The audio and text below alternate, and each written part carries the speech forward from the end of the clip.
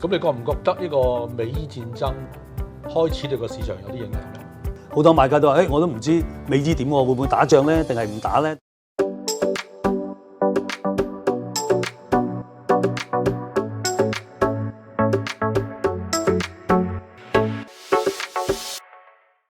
今日我哋好高興請到我哋資深嘅測量師同埋前省政協阿 David 咧，再次同我哋傾下偈。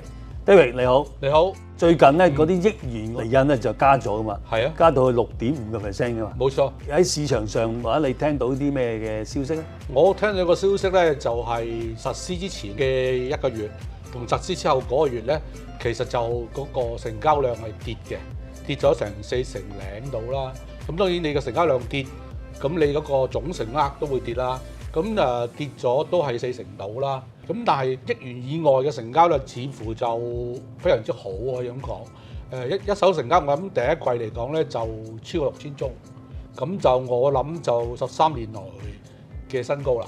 咁二手嚟講都唔差嘅，即係除咗一手好咧，咁第一季都有12500宗，咁即係相對上咧都係創咗一個新高，好多季嚟嘅新高。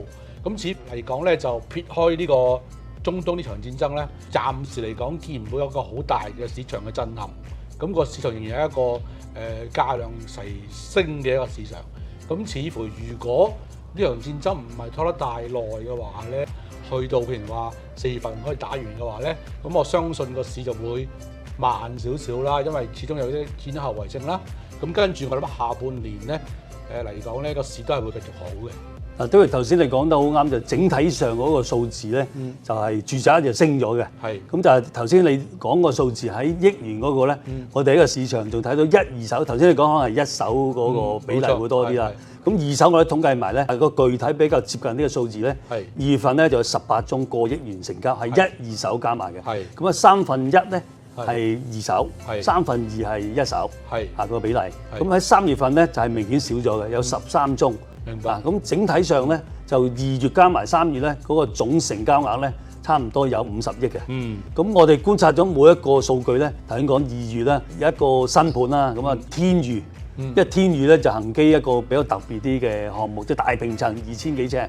咁啊國內客咧就最中意一層過。係。咁啊同埋佢睇到維港景。咁所以咧成交咧都有佔咗成5、6宗嘅。係。係啦。咁啊，但係有一樣嘢睇到咧，就3月份咧，雖然個數字係少咗，係，咁但係啲特色戶咧就多咗好多，係一啲好特別嘅相連單位啊，或者複式單位係特色戶，咁即係證明咧啲價錢都係好高啦。咁啊報紙見到5萬、6萬，咁點解咧？其實就啲客覺得有啲部分國內客睇好豪宅，咁過億元咧，其實佢喺嗰個離印嗰方面，雖然話1億以上係由4.25加到6.5。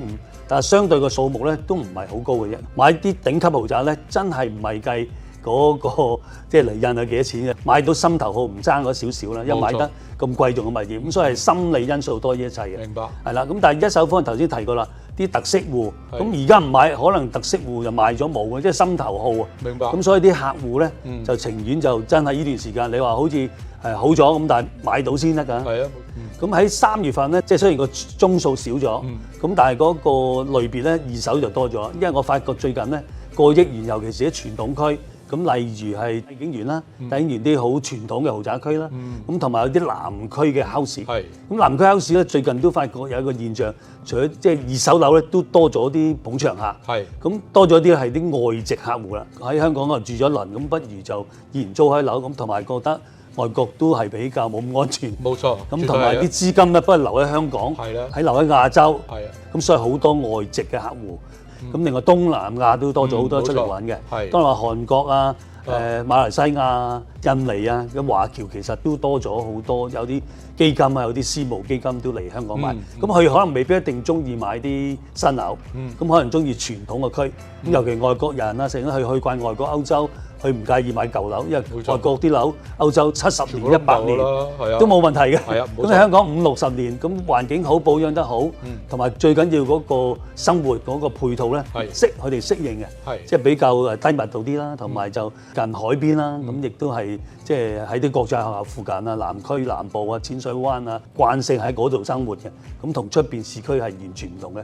咁所以過億元成交，我覺得咧呢段時間咧反為係一個好機會。明白。咁一般業主如果過億嗰啲咧，一般係3類嘅啫。第一類咧就可能真係嗰啲銀主啦。係啊。第二類咧就可能財困盤啦，未到銀主但係財困盤。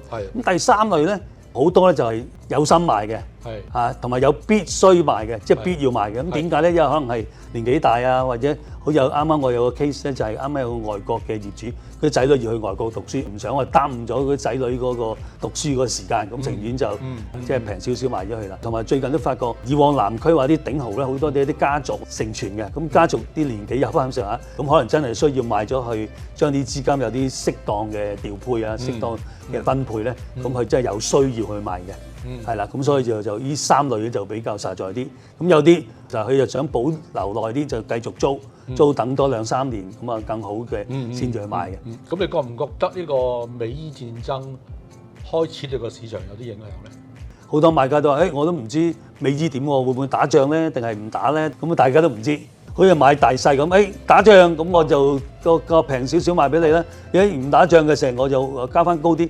啲業主其實有心賣嗰啲咧，第3類嗰啲咧，加翻少少象徵式，其實係想賣㗎啦。冇話再等2-3年，因為我試過億嗰啲成交咧，其實真係好多時啲二手業主咧，我經驗咧賣3-5-7年，咁佢因為越擺就越貴啊嘛。咁但係而家嗰個形勢有少少變化，真係有需要賣、必須賣嗰啲咧，可能都係1年半載或者半年內咧就要決定嘅。咁所以啲買家就耐心啲等待，咁等下好嘅時機，咁啊啱心頭好就買咯。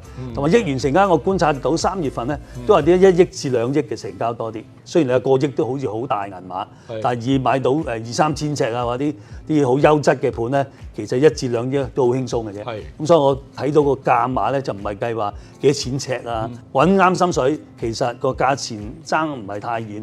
其實啲買家都會考慮嘅，平好貴好，最緊啱心水，咁佢咪買咯。唔啱心水嘅，佢揀到啱為止咯。咁呢樣嘢，我覺得未來嗰個形勢都會係咁樣發展。